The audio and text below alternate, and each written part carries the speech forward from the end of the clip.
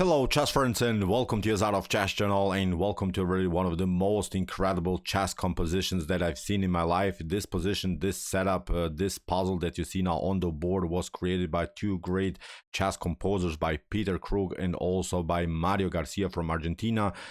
Unfortunately, also in this video, I have to mention Mario Garcia passed away 3 days ago at the age of 76. Mario Garcia was really one of the most incredible chess composers of all times, but he wasn't only a great chess composer. I think Mario Garcia was also a very successful person in his private life, because he was actually a dean in the faculties of economics in Argentina. He was really really successful in every aspect of his life. I think his life deserves all of our respect, and in this video I wanted to give, of course, condolences to his friends and family for their loss, but also with this video we want to respect his great chess composition. I think this position is so immortal, is so incredible, is so spectacular, with very epic tactical sequences all over the board. Moves that are seemingly good for one side or the other side are simply not working in some lines. So let's dive now into this position. Incredible, immortal, spectacular chess composition by Mario Garcia and Peter Krug. So here in this particular position, you can of course pause the video, try to see now the best continuation here for white. It's very tough to see. It's really beyond our imagination to see here all of the things that are possible. Even my Stockfish engine at home had some problems to do something because it had to take really enough time to calculate every possible sequence. So if you want to maybe beat Stockfish in this puzzle, pause the video and try to see now the winning idea here for white. White moves and wins the game. Okay, let's see now options. Let's see now, first of all, the first very obvious option, which seems so that kid could be winning. It's of course the move rook to h6, and actually rook to h6 is not working because this is an attacking idea, but the problem is now that you're giving here black the chance to escape with the king, and now in the continuation you could maybe try a tricky knight to c7, a move that we'll see later is of course very annoying to handle for black, because we're trying of course to push the pawn further. We're controlling also the b5 square. We're not allowing some dangerous checks by the queen, and it's a tricky line because your opponent could try maybe here like king to c7, but now you play knight to e8, and of course it's game over. The royal fork is working, game over here for black. So see, queen takes e7 is not working. What black could also try in this position is king to h6, but again it's not working because of queen to h4. The queen is coming in a spectacular way into the game. King to g7 has to be played, and now knight to e8, you check, you bring the queen here. It's of course a checkmate in a couple of more moves. So in order to survive, black has to play king to f6, and believe me, after rook to h6 and knight to c7, white does not have here a winning position. Actually it's a thematic draw, because white can of course bring the queen into the game, but black will simply repeat moves, and here it's of course a draw. White is not winning the game for sure. So see, after rook to h6 and here knight to c7, black has king to f6, and it's a draw. What you could try in the beginning after rook to h6 and king to g7 is of course you play maybe the move knight to b6, but now the move knight to b6 is not controlling anymore the e6 square, which is very important here to notice. Now black has this resource, knight to e6. You're maybe taking out this one, but black is getting the queen into the game, and actually black should be better, although it's an unclear position with many tactical sequences that could be possible here. In human level, of course, many would lose the game even from white's or for black's perspective, so it's really a complicated position. But now after king to d5, look at this, well, the queen is coming, and now black of course delivers a check. White has to again stay on the maybe 5th and 6th rank. If white tries to push the king towards white side of the board, then actually you could get even this one, knight to c2, the royal fork again, game over here for white. So as I said, rook to h6, I think we can agree in the beginning is simply not working here for white, so it's not a winning solution for white. So in the beginning, white has to play in the amazing knight to c7. This is now the only winning move, and as I said, Stockfish took a time in order to find this move. The Stockfish had really almost overheated in order to find this move. Knight to c7. Let's see again options for black. Let's see the obvious option, g takes h5, which is a line that we'll discuss later. But first of all, let's see different solutions. For instance, you try queen to c7. You're trying to pick up the knight. Now actually again rook to h6 is working because of the royal fork that we have talked about previously. Game over again here for black. What you could try is maybe queen to a7. You're trying to deliver check, but actually king takes c6 is working. The knight is protecting the pawn, the king is protecting the knight. Everything is glued together, everything is compact in this position, everything is really solid here. And actually black's queen is now far away from the action. You could maybe try, I don't know, maybe let's see b3, you're pushing the pawn. Then again rook to h6 is working, the knight is coming, the queen is coming. Even if you try your king to h6, then we have this immediate checkmate with queen to h4. So it's also losing him again here for black.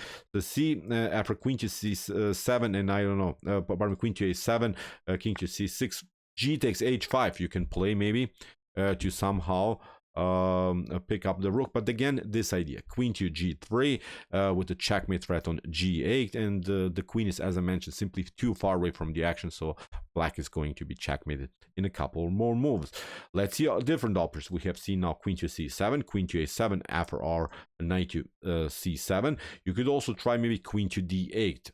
Seems also logical because you bring a new defender into the game. The queen is now closer to the action. But again, now rook to h6 is working because after king to g7, we have now this one, a7. We push the pawn with the threat of a8, the promotion. Now you're trying maybe king to f6, but we don't even promote. We just deliver check and it's game over. You can maybe try again, pick up the rook, but again we deliver check, and again with a similar pattern, knight to e8, discovered attack against the queen. You lose the queen in the game. Game over again here for black. So we have seen now queen to c7 after knight to c7 is not working. Queen to a7, queen to d8 is not working. Let's see now this obvious line with g takes h5, and now the real fun starts. After g takes h5, now we again play the tricky queen to g3. We're trying to deliver checkmate on g8. In order to stay in the game, black has to play now only moves. There are not simply different solutions to this problem for black. Black has to play knight to e6 in order to, first of all, cover the g8 square, in order to put more pressure against this knight on c7. Of course, knight to e6 comes with a check. White has to react, so that's why white has to play now the impossible knight takes e6, sacrificing the queen temporarily, but just in order to push the pawn further. And in order to stay in the game, again, black has to play the only move that's helping him out. It's the move queen to d6, giving the queen back. But this move is very tricky because you allow here black the fork with the move knight to b5. Every other check is of course not possible because after knight to c4, king to c7, you're controlling this square, and then you will promote. Game over, I would say here, of course, for black. So that's why for king to d6, you have to play knight to b5. You have to now pick up the pawn. But notice after move king to e7, white goes for the attack, and white is trying now, after knight to a7, king to e7, white is trying to deliver checkmate with both of these knights and also with the support of the king. Again, here, after knight to a7 and here king to f8 that white is playing, black has again the only move knight to c8 in order to somehow stay in the game, because white will play knight to f4 and knight to g6 is now the huge checkmate threat. So in order again to somehow survive this attack by white, black has to play knight to e7, again the only move. But now the tricky part is that actually white should not take the knight on e7. Again, it would be a mistake because black can play now the move king to g7, and I think it's again really an unclear position because 5 pawns are rolling here. We have also a pawn on the king side, a double pawn, of course, but this pawn's on the king side also marching. There's 6 pawns on the board, and I'm not sure how white's knight would handle this position. But most importantly here to say that the king is finally out of the corner, and now black can escape. So after move knight to e7, you don't pick up the knight. You play now the impossible knight to d3. We're rerouting now the knight to e5, and we're trying again to deliver checkmate on f7. Again, in order to stay in the game, black has to play now the only move again, knight to g6. what should you do here? If you play, for instance, e2 instead of knight to g6, if you don't deliver this check, then knight to e5 is winning the game immediately. Knight to f7 or knight to g6 are working. For instance, knight to g6, we pick up the knight. If you here promote, then knight to f7. Here, beautiful checkmate with both of the knights, and also with the support of the king. So after knight to d3, as we mentioned, knight to g6 only move again for black. We play now king to f7. Again, knight to e5 is not working because white is controlling this square. So that's why, in order to stay in the game, black has to now play the only move, e2. But now we play king takes g6 finally. And what should you do? If you start to push this one, then as we mentioned, knight to e5, knight to f7, checkmate immediately. If you try here e1, the promotion, then still we have time to pick up here the queen on e1, because now you start to push the pawn on the b file. But again, this concept, knight to d3, you're trying maybe here b2, and now we can pick up this one. You're trying this one, but again, black's promotion comes a little bit too late because we have this knight to f7 immediately. Game over here for black. So Immortal, really beautiful chess composition by Mario Garcia. As I mentioned, he passed away unfortunately 3 days ago. Again, I wanted to give condolences to his family, to his friends, to his colleagues on work. So he was really an interesting person for sure. Successful, as I said, in every aspect of life. Great Immortal chess compositions, but also what's I think even more important, he was very successful in life. He was an expert in economics, so really interesting person for sure. So okay, I hope that you enjoyed this composition. I really enjoyed it a lot. Test your Stockfish with this composition, because I guarantee you Stockfish will have a tough time in the beginning, but it will solve it then afterwards. Immortal really, again, beautiful position that we have analyzed today. So okay, if you want to see some other compositions that we have covered here on my YouTube chess channel, here's the list of our beautiful chess compositions. And if you like this content, hit the subscribe button. See you soon with some more videos. And what do we say in the end? Chess is the best, of course.